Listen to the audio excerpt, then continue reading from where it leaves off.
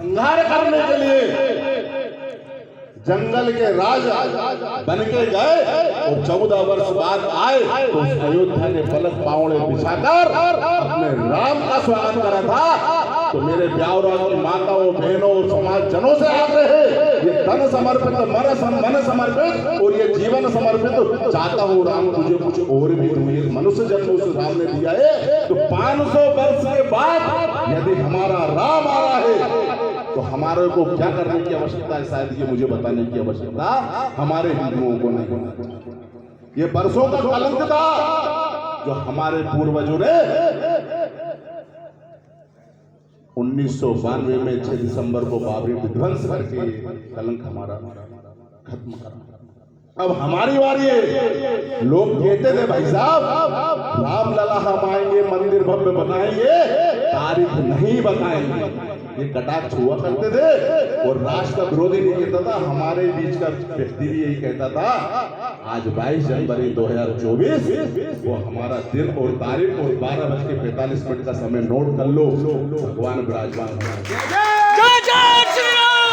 करने की आवश्यकता है।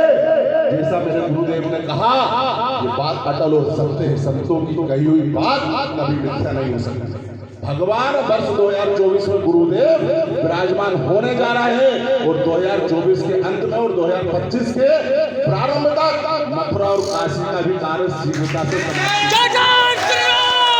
इस बात में कोई संशय मत करो। आपकी कृपा समाज जन पर बनी रहेगी। और बंधुओं, जिस प्रकार का आप ये विषय आ रहा है, ये बहुत गंभीर विषय जिस पर आपको चिंतन करने की आवश्यकता है।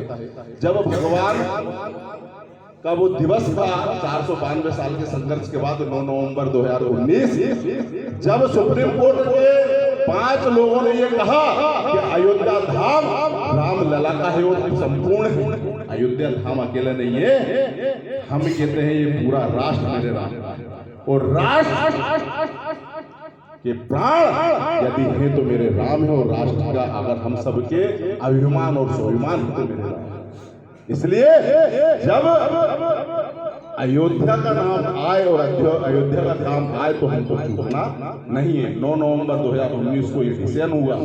5 अगस्त 2020 को देश के यशस्वी प्रधानमंत्री संतों की उपस्थिति, संतों के मार्गदर्शन में राष्ट्रीय स्वयंसेवक संघ के सरसंघ चालक की उपस्थिति और कामेश्वर चौपाल जी जैसे व्यक्ति जो हमारे ही सनातन धर्म के ऐसे अंग से आते हैं, जिन्होंने मुगलों के समय मेला ढोना पसंद करा लेकिन धर्म परिवर्तन नहीं करा। इस धर्म योद्धाओं की उपस्थिति में भूमि पूजन हुआ और भूमि पूजन के उपरांत जब बात आई कि राम का मंदिर कैसा भव्य और दिव्य बनना चाहिए, तो यहाँ के लक्ष्मी पुत्रों ने कहा कि आपका इंजीनियर लिया और साइज और डिजाइन आप बता दो, जैसा आप चाहोगे मैं अकेला बनाने को तैयार हूँ।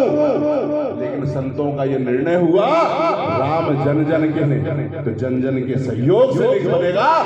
इसीलिए संतों के मार्गदर्शन में निधि समर्पण का कार्य हुआ और जन जन तक जाकर जन जन के सहयोग से मेरे राम का मंदिर बन रहा है। इसके लिए समाज में वीर बजरंगी गए और घर घर जाकर तन दिया मन दिया और मोटरसाइकिल का डीजल पेट्रोल जला के घर घर गए। इसलिए राम ने हम सब यह हमारा सौभाग्य है, हमारा सौभाग्य है कि इस मनुष्य जन्म में राम का काज करने को हमको सौभाग्य प्राप्त हो रहा। अगर इससे भी हम वंचित रह गए तो शायद अयोध्या जाकर भी नजर नहीं मिला पाएंगे और जब ऊपर जाएंगे तब भी नजर मिलाने लायक नहीं। बंधुओं, मनुष्य तन 84 लाख योनि में एक बार मिला और ये सिर्फ इसीलिए मिला है कि ऐसा कुछ करो कि बार बार के प्रपंचों में नहीं पढ़ना पड़े। तो इससे पुनीत अवसर नहीं आए। राष्ट्र और धर्म